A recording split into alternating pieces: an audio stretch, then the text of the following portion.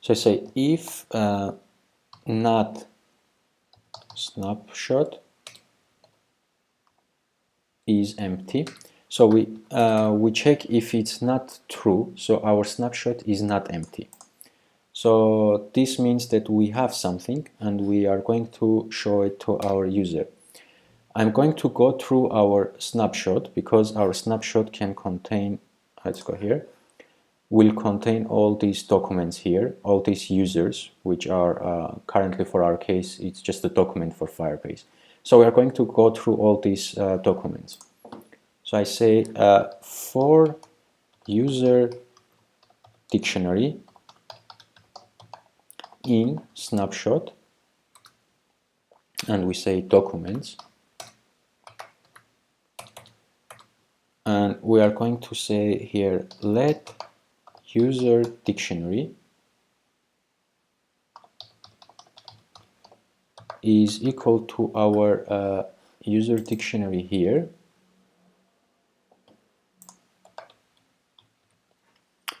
dot data, and we need to specify that this is as NS dictionary.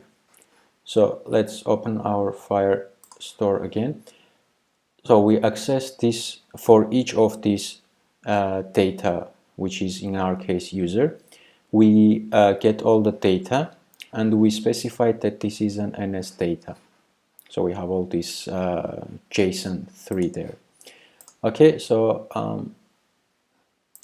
once we get our user dictionary, we can use our fuser initializer. We have two initializers here, and the second one is using an NS dictionary to initialize an fuser. So we are going to create a user for each of these files here. For each of them, we are going to create an fuser object and put in our array. So let's do this. We'll say let fuser is equal to, and we access our fuser, and we are going to instantiate with dictionary, and the dictionary is going to be our user dictionary here.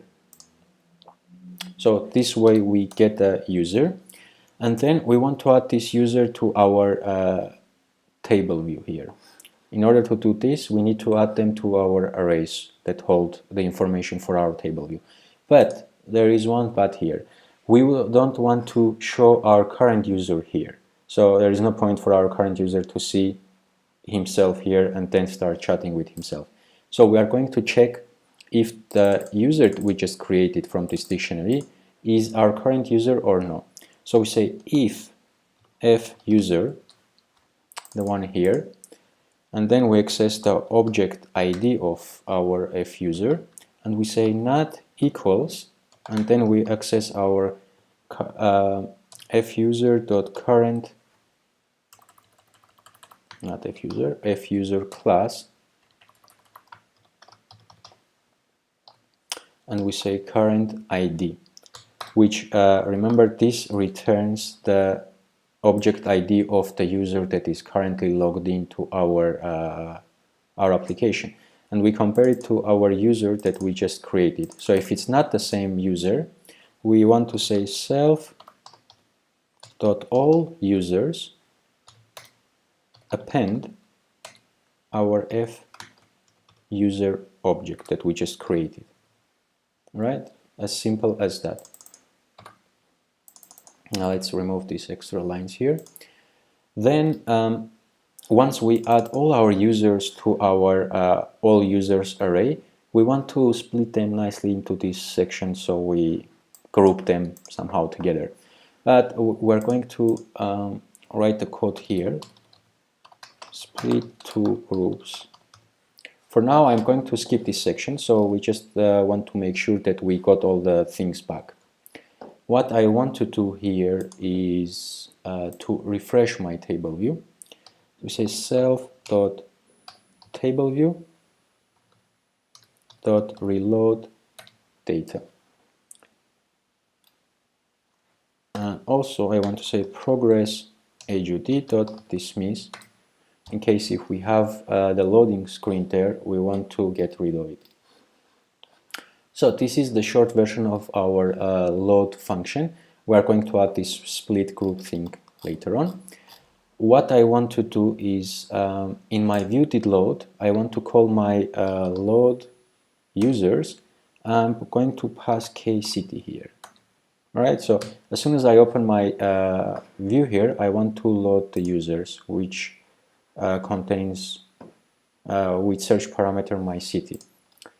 And number of section in the table view, for now I'm going to return 1. Number of rows in section, I'm going to return now all users dot count. And here we need to generate a cell, so I say cell dot generate cell with user, and user I'm going to get it from all users. I'm going to get the index path dot row so I can get the specific user, and here we pass our index path. So this will display our all the users in our table view. But we have one problem here. There is no way we can access our table view because we have here the call view and the settings view. So in our next lecture we are going to put a nice button there which will be displaying our all users view.